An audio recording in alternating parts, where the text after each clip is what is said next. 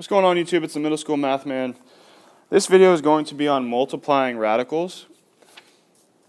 So I made a separate video on adding and subtracting radicals or numerical expressions, whatever you want to call them.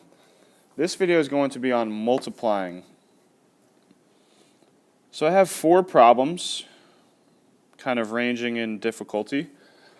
So how we're going to do these is we are just going to take the number outside the radical. So here in this first problem we have 4 times 2, and we're just going to multiply those together. So we're going to take those numbers on the outside, multiply them together, so we're going to have 8, and then we're going to take the numbers on the inside and we're just going to multiply those together, so we're going to have 8 root 15 for this problem. Because the numbers on the outside, 4 times 2 is 8, and then the numbers on the inside, 5 and 3, we're going to have 15.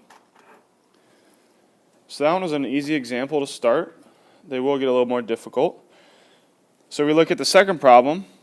Negative 2 times 7 is negative 14, and then we have a cubed root, and then on the inside we have 4 and negative 3. So negative 14 cube root negative 12. Now you're probably thinking to yourself, why didn't you simplify the 15 or the negative 12? Well, if you simplify the 15, you have 5 times 3. So 15 is not prime, but there's also no pairs that you'd be able to pull out.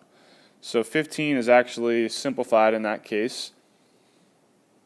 And then in this problem, negative 12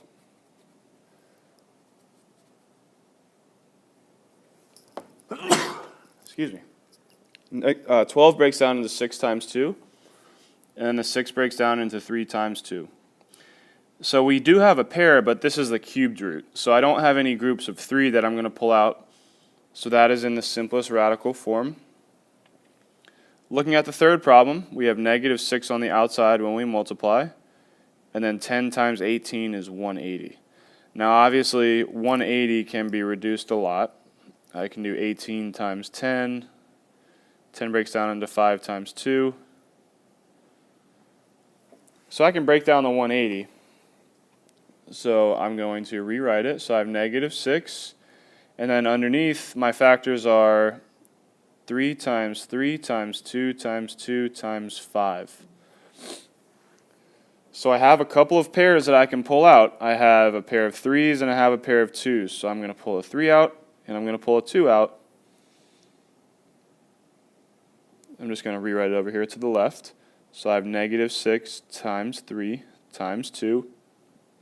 And then underneath, I have root 5. So fully simplified, that's going to be negative 36 root 5.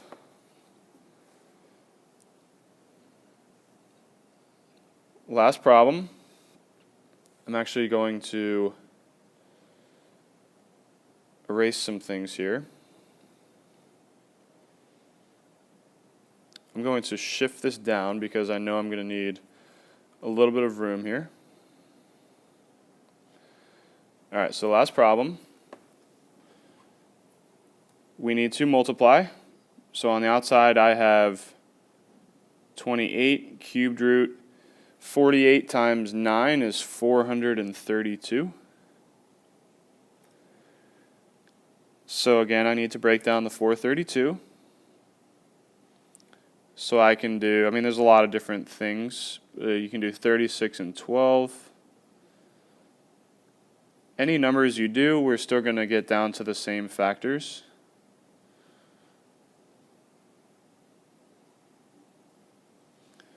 Alright, so 432 has a lot of factors. So once you find those, the next step is to write them all underneath. So I have, let's see, I have 4 2s and I have 3 3s. And then just pay attention, this is the cubed root. So I'm looking for groups of 3. Let's see, I have 3 2s and I have 3 3s. So I'm going to be pulling out a 2, and I'm also going to be pulling out a 3. So on the outside I have 28 times 2 times 3. And then underneath the cubed root, all that's left is a 2. So your final answer should be 168 cubed root 2. So again, just a quick little summary of multiplying these radicals. So you have the same steps every time, basically. You multiply the stuff on the outside and the stuff on the inside, and then you're just going to rewrite it. And then if the number underneath the radical, like in this case it was 432, if you can reduce that number, you have to reduce it, and then you just pull out the pairs or the groups of 3, depending on if it's a cubed root or a square root. Everything always has to be in the simplest radical form.